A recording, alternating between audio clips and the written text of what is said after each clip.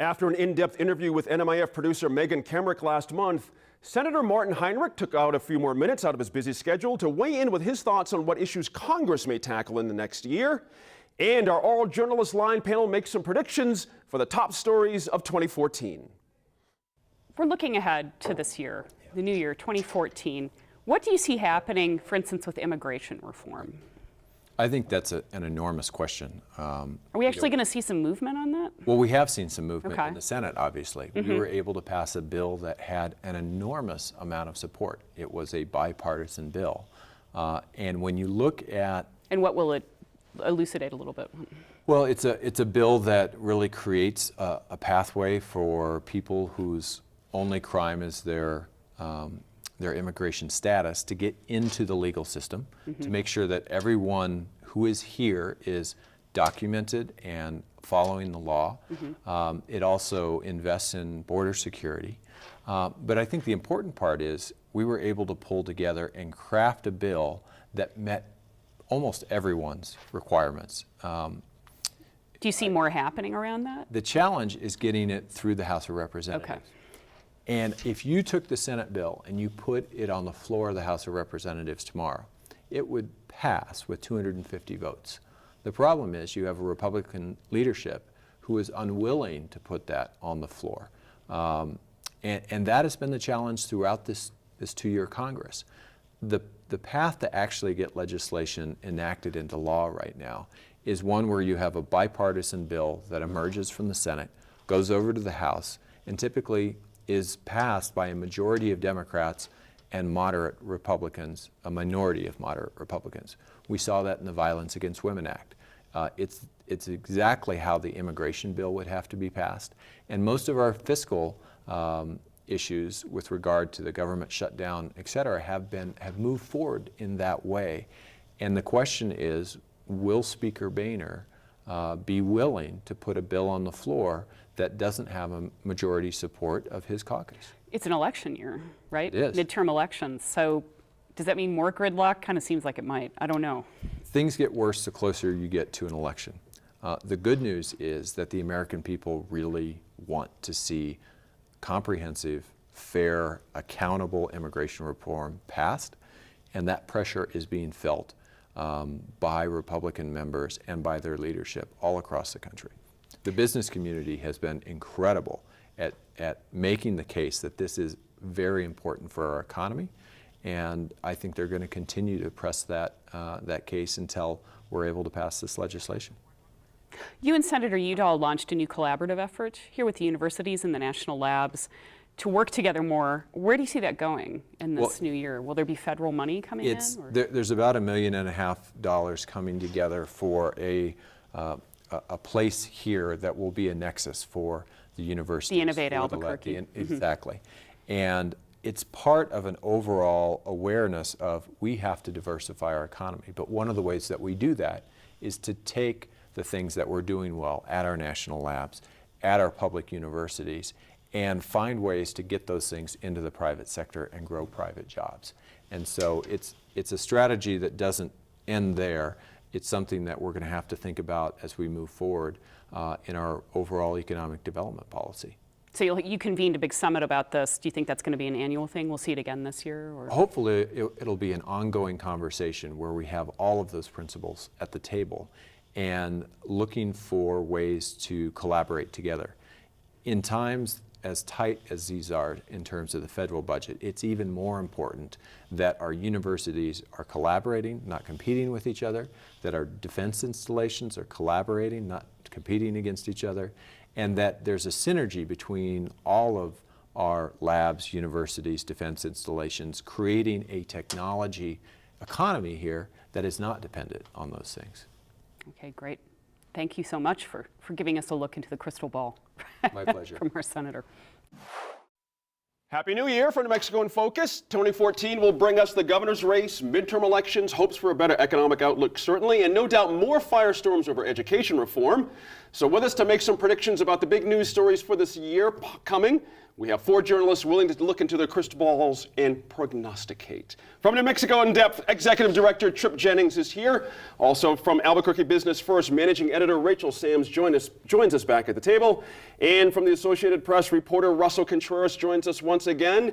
And a familiar face to New Mexico in Focus fans, Gwyneth Dolan, correspondent and journalism professora at the University of New Mexico. Let's dive right in. Rachel, economics. Let's talk about this right off the bat. Economic stories for the coming year.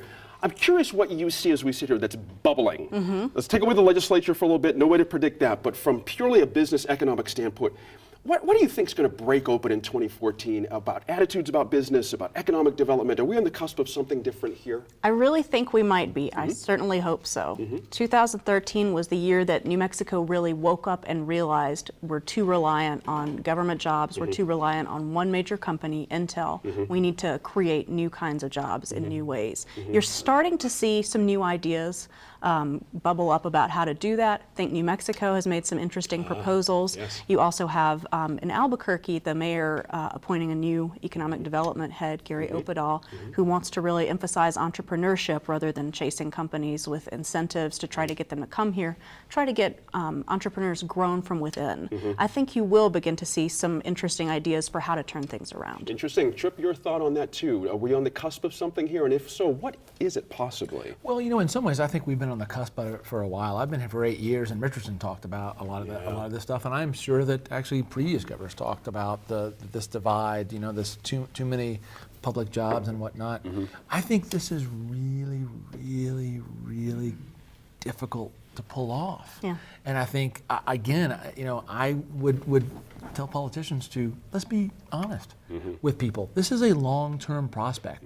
You want to talk about the tax code and incentives, but you also need to talk about education, economic development. Intel, there's no bets either. Intel just announced this year that they were laying off people. HP and Rio Rancho, there's a question of that. So it's not going to be an easy move. You know, I was struck. We always here at PBS, we're always struck by something, but I was struck when in a story that was in Albuquerque Business First, the amount of federal people working under a federal contract, 7.7% of us, which actually brings us to 31% of us connected somehow in our work to federal government. It's an amazing, extraordinary number when you think about it, and how you chop that down over time. Do we to get want to down chop to it down? That's the fundamental question. Do we? I mean, Go ahead and you take that one if you like. I think a lot of the government money that we spend here, we think is well spent. I mean, we want to do scientific research, right? We want to work on national defense. We want to work on technology and solar stuff. We want a great research university like we have. I'm not sure that reducing the amount of federal money we have is where we should go. We should increase on top of that the amount of let me turn that around industry. on you a little bit. How about taking some of that brain power you just described and getting into the private side? Is that the better way to go as opposed to continually funneling federal money towards them? A lot of those people go back and forth. I mean, a lot of the work at the labs is done by private contractors now, and they're actually, you know, going in and out of these private jobs all the time. Should we have more private industry doing that? Sure, but I don't think the cashier at the grocery store gives a crap. That this is a political issue of government spending more than it is an issue of where the jobs are and where that money comes from. Where are the jobs? What's coming in 2014 for jobs? If I was a college graduate, what would I be excited about? Depending on a major, certainly, but you know, what would I be excited about in New Mexico? Because brain drain is a big part of our problem here for young people. Is this a time to be excited about sticking it out and making a go of it here in New Mexico? If you look to southern New Mexico, what's going on in Santa Teresa, that might be an option because that planned city, there's obviously going to be a lot of imports coming in, challenging El Paso and the Juarez route, that people will be living there. There'll be opportunities for businesses. The dry cleaning, you need basic stuff from dry cleaning to restaurants. There might be something there. Is that a long-term solution for the whole state? No. But that is one bright spot there. In an underdeveloped area, it still leaves northern New Mexico out. Significant public investment in that rail hub. Exactly. That's right too. Yeah, the governor talks about it quite a bit. Go back to you for a quick second. We've also got a governor's race coming up. This could be very interesting. How does that umbrella over everything. Do people stop making risky decisions at this point because it's an election year? Is that I'm not what's sure gonna go we've on? seen very many risky decisions happening at all, period. point. Between any of the people we think are going to run. Sure. Certainly that is something that we'll see. I think this is going to be ugly. I think it's Yeah. going to be mean. I think Yeah. it's going to turn a lot of people off. And I think it's not going to be one that people are particularly excited Sure. about. Tripp, would you agree with that as well? This last go round, if there's any indication what Gwyneth is saying, that was pretty ugly last go round. Pretty ugly. Yeah. You know, I've had my fill almost up to here of covering politics because a lot of it is so shallow. Yep. And there are always narratives. It's not about the facts sometimes. There's a fact here, a fact there. And it's this guy did everything wrong or this lady did everything wrong. But in fact, it's a little more complex usually. You know, it turns my stomach to think about, you know, covering I'm not going to be covering it, but having to cover that kind of stuff. Sure, yeah. Education reform. I want to get to that one too in 2014, Tripp Jennings as well, because are we possibly looking at something, again, outside the legislature, because we can't predict what they're going to do, but the demand side, the public side, to demand something better? Something seems to be rising through 2013. I'm curious if that momentum is going to carry through 2014. I think that I think it may be continuing to rise, Yeah. but honestly, when you're talking about education reform, it's a very hard sometimes story for reporters to get a handle on, and that sometimes is the filter through which people read stuff or watch TV on the TV. Sure. And so I think the media has to actually say, look, this is a really important issue. Yeah. We're part of the equation too. That's right. That's right. Rachel, we've had word from one legislator in particular that Ms. Scandera is in fact going to get a hearing this upcoming legislative session. We don't know what the results of that hearing is going to be certainly, but it's happening. Does it make a huge heck of a lot of difference if she is confirmed as education secretary in her relationship with the education community in your view? Does that make a huge difference? Is she more credible at that point? I think she's been doing virtually everything that an education secretary that had been confirmed would do. I don't think it's going to make a huge difference. But I do think maybe some of the visibility of the issue around the Winston Brooks tweets, the comments that came her way, and her she seemed to have a pretty poised response. She didn't shoot back from the hip or anything like that. I think that probably will maybe have an impact on public sentiment and see people having some empathy for her. And I'm curious with this, continuing with this, Russell, is the relationship so fractious now it can't be rescued by something as a designation as official education secretary? Do you know what I mean? No, It I mean, doesn't- what's going to happen at the hearing will be like a chance for like a troubled couple to go in front of a counselor. They'll throw everything out there, but in the end, they're going to go home and they're going to stay married, and their promise will continue. That's what this is about. It'll be a chance for the opponents to say, we don't like you, and she says, well, whatever, throw their ideology out there, and then everybody go back to the point. Sure. That's all it's going to be. Is your sense with education reform, I'm using that word reform here in quotes because one man's reform is another person's same old, but is there something, again, I have to ask this again, creative ideas coming from the public, coming from the teacher core, does that have a chance to rise to the surface in our culture about education reform? Because I hear a vastly different story from teachers in the public than I do from official education people. It's a vastly different conversation. Right, and this station here brought in the American Graduate, and you saw when you had a town hall meeting, very different ideas coming up than someone who's elected. That's right. I think until those ideas are organized and put in, that the politicians say, look, my own livelihood is at stake until I listen to this, folks, we're going to have this roundabout discussion. I think we may see some movement on teacher evaluation, but radical transformation on funding, I don't see that. Right. Winston Brooks, Gwyneth Dolan, is he going to make it through the year, 2014? Yeah, I don't think his tweets are enough to do him in. Sure. I think we see a lot of people who are new to social media making foibles, and I hope that everyone involved has learned their lesson and is going to move forward in a more civil way. He has ideas. He has no lack of ideas, but his ability to implement ideas, I'm speaking quite broadly, but APS's ability to implement new, creative, cutting-edge ideas just doesn't seem to be able to crack through. You know, let me tell you something that I see every day with my students at UNM. Those students who have family involvement are so much better off than everyone else.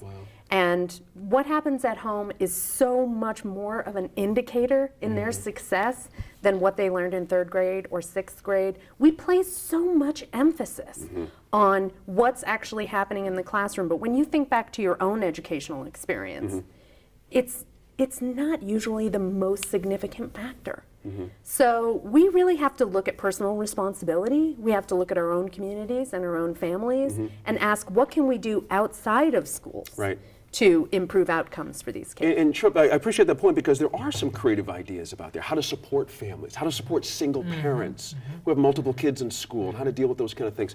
Ideas about how to learn during the summer, because one of the problems we have a massive drop-off in our learning by the end of summer. For a lot of families who do have the means and the money, they can do enrichment programs with their kids through the summer. You see what I mean? It's there's also toughie. there are programs that are out there, that are pilots out there That's trying right. to teach kids how to save for college. That's right. And so the personal responsibility, this is where my education, that's where I'm reading books right now on education policy and stuff like this, because I find that it's a nexus for so much. Yeah. Because parental involvement, how does the state respond to that? How do you teach parental involvement? How do you train? There are programs that do that. Yeah. But healthcare, if you don't have responsible healthcare and you're hurting from something, That's right. how do you focus? If That's you're right. hungry, That's right. Now they have programs that feed children, Sure. but does that take care of it? I don't know. Where does We've had our personal- hiccups with that. Yes, You know, yeah. But where does it all? And each family's different. Yeah, and none yeah. of us is innocent when we look at how much we eat out and how many prepared foods that we bring into the house and how little time we spend teaching our kids to right. cook. That's right. And how many of us are reading how many books at home compared to how much TV we're watching. There is guilt to go around. I'm reading a Christmas Carol Absolutely. with my daughter right now. There you go. Christmas Carol. Rachel, when I was at the Chamber of Commerce a long time ago, Terry Cole at the time, there's a big push in the legislature from the business community to reform education. Big push. And I really thought that was going to turn the key because business is almost the final word here in New Mexico standards.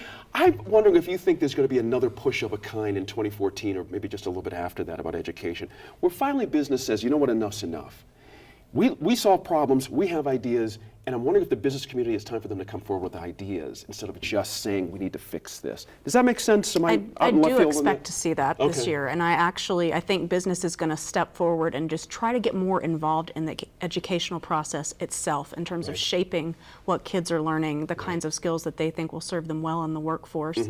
You're seeing this with some of the like the ACE Leadership High School type of models around the city. And nationally, business has been very involved with the Common Core standards. That's right. Yeah, That's right. absolutely. Yeah, it's interesting, and I'm curious how one sees things. Again, if you're getting your needs met for employees, you're not necessarily, going to be as whipped up as somebody who isn't.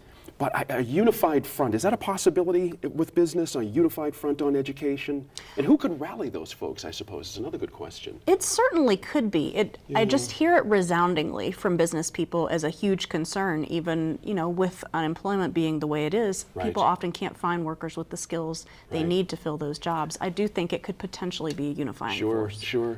I just think the business community is so diverse, though, because you It have is. small businesses who have different needs than a corporate kind of like citizen. That's right.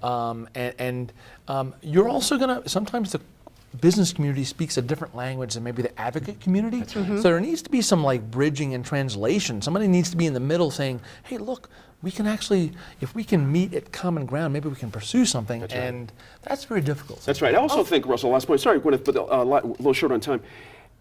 I think we need something that we can point to that works. Some kind of pilot program that's showing some extension in 30 seconds or less. Is that a possibility as well for 2014 that turns the key for our attitude here? I don't think so, and I should point out that 2014 was supposed to be the year that we're all supposed to be 100% proficient under the original No Child Left Behind That's Act. right. I don't think that is going to happen. Good last point there. Thank you all. Interesting year this is going to be. Let's see how it all plays out. Thank you very much. As always, all of us here at New Mexico in Focus appreciate your time and your effort to stay informed and engaged. Keep up with us by social media. Search for New Mexico in Focus, and you can find archived interviews and bonus material from our shows on our YouTube channel and at newmexicoinfocus.org. Happy New Year to all of you, and we'll see you next week in Focus.